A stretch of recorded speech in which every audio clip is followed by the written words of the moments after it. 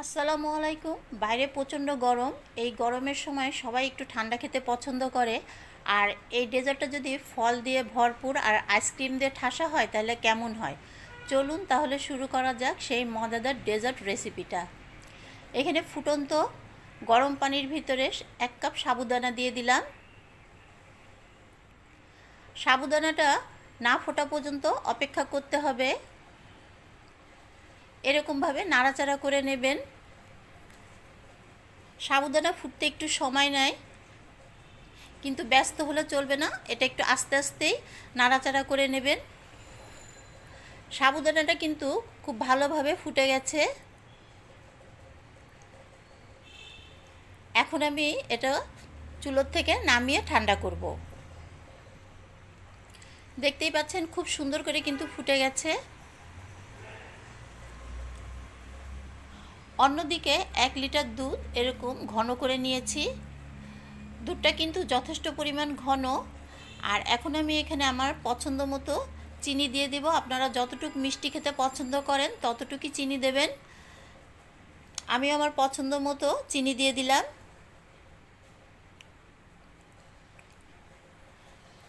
আরেকটু নাড়াচাড়া করে নিই যাতে চিনিটা ভালোভাবে গলে যায়।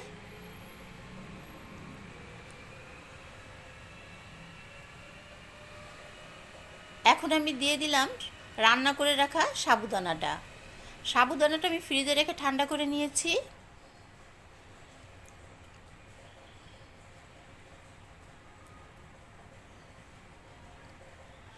আমার দুধ আর সাবুদানার মিশ্রণটা কিন্তু একদম রেডি হয়ে গেছে।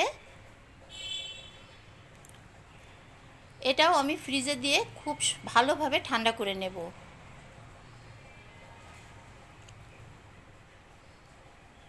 কতটা ঘন দেখতেই পাচ্ছেন, এটা কিন্তু যথেষ্ট পরিমাণ ঘন। এরকম ঘন মিশ্রণটাই কিন্তু লাগবে এই ফালুদা তৈরি করার জন্য।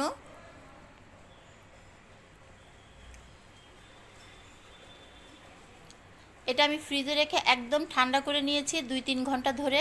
এখন আমি এখানে ফলগুলো দিয়ে দেব।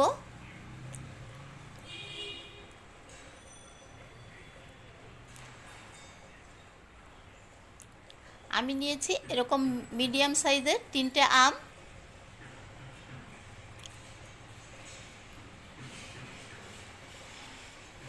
এখন আমি আমগুলো ছোট ছোট কিউব কিউব করে কেটে নিয়েছি, দিয়ে দিলাম। আপনারা আপনাদের পছন্দ মতো সিজন অনুযায়ী ফলগুলো দিতে পারেন। আমি এখানে কলা আর আমই দিব।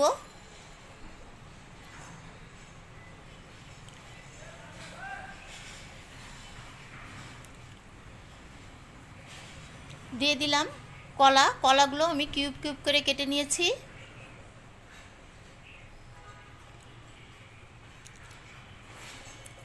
সমস্ত ফ্রুটসগুলো দিয়ে খুব আলতো হাতে এইভাবে ওলটপালট করে নেবেন।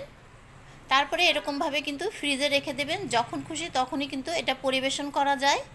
আর পরিবেশন করবেন কিভাবে সেটাও আমি দেখিয়ে দিচ্ছি। এইভাবে যদি আমরা পরিবেশন করি যে কোনো সময়, এইভাবে যদি রেখে দিই, একটা বাটির ভিতরে আমি আম আর কলা দিয়ে এরকম করে সাজিয়ে নিয়েছি। এখন আমি এর ভিতরে দিয়ে দিব সেই কাস্টার্ডটা।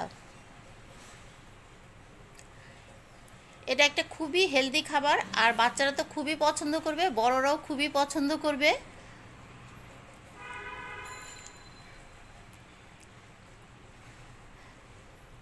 এখন এখানে দিয়ে দিচ্ছি আইসক্রিম।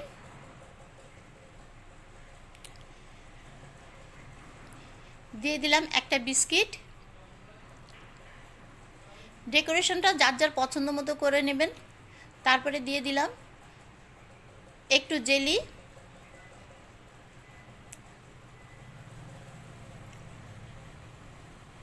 এখানে রুহ আফজাও ব্যবহার করতে পারেন।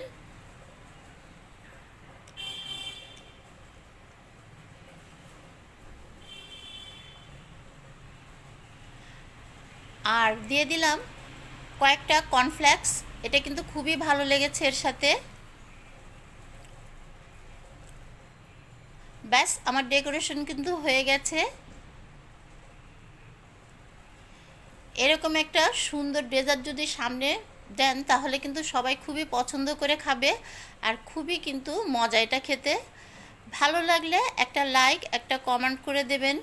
দেখা হবে যে কোনো একটা রেসিপি নিয়ে। ততক্ষণ আল্লাহ হাফেজ।